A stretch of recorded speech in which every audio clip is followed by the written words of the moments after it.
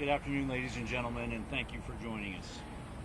This morning, shortly before 11 o'clock, an active duty soldier assigned to Fort Stewart, Georgia, shot and wounded 5 of his fellow soldiers here on Fort Stewart.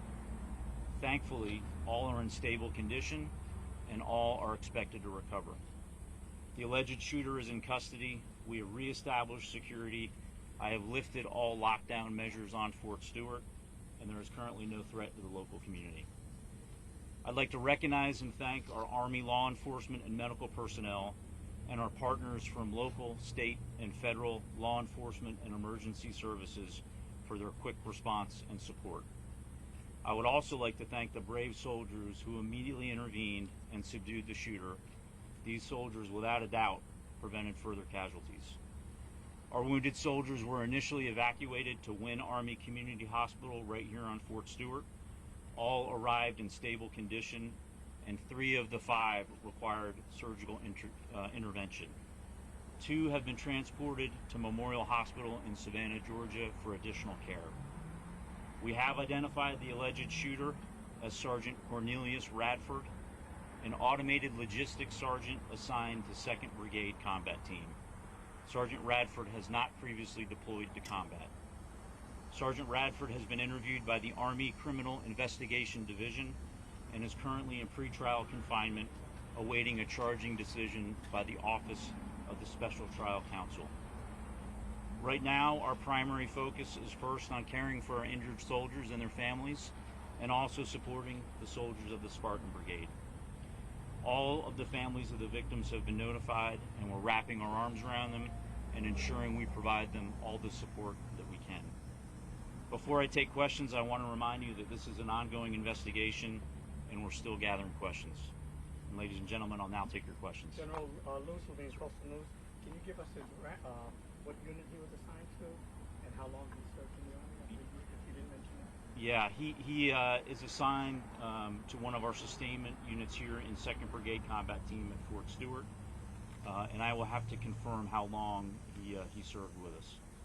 Yes, sir. Sergeant Russ Bynum with the Associated Press. As best you can, knowing it's so early, can you walk us through where this happened, what happened in the shooting, and were the victims subordinates of the sergeants, or were they people over him in rank?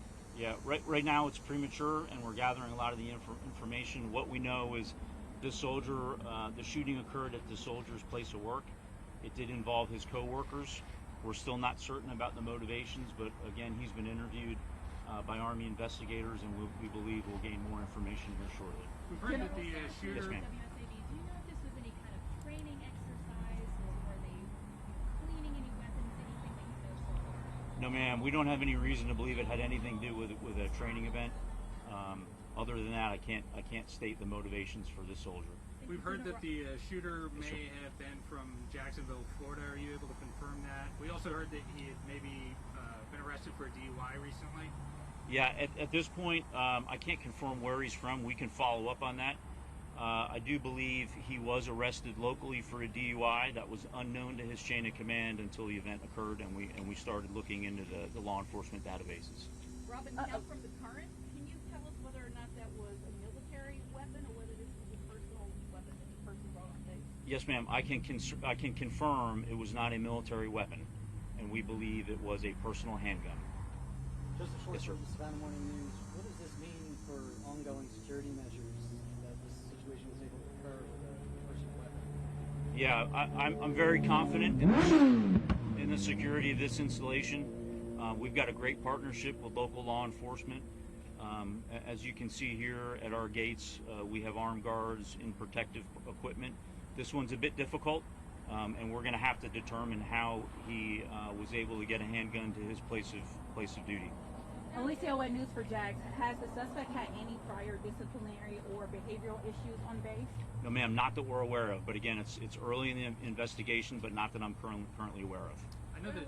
You mentioned that some soldiers helped subdue him.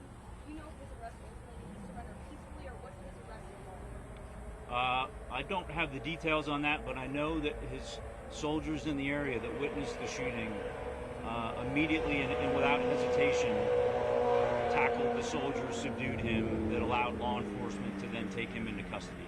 And we've got time for one more question.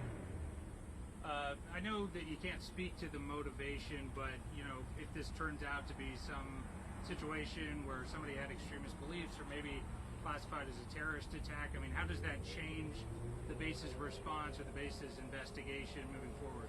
Yeah, currently we have no reason to believe any of that is the case. However, we continuously assess the threat environment, both in the immediate area and across our Army and DoD installations, and we will address the threat level accordingly. You have the rank of the shooter? Yes, sir. He was a sergeant. Ladies and gentlemen, thank you for your questions, and again, thanks to the local responders and the local community for their help. Thanks, and have a great afternoon. Thank you. Thank you, sir. Hey, I'm going to give you the proper spelling. I'm going to give you the spelling of the assailant. The first name is Quornelius. It's spelled Quornelius.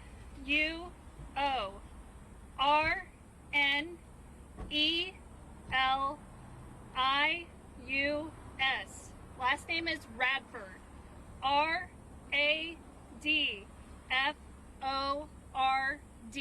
Radford. He's 28 years old. And there was some mention he was second logistics. I didn't get all of that. Yeah, so he is a automated logistics sergeant. A 92 Alpha. With 2nd Armored Brigade Combat Team.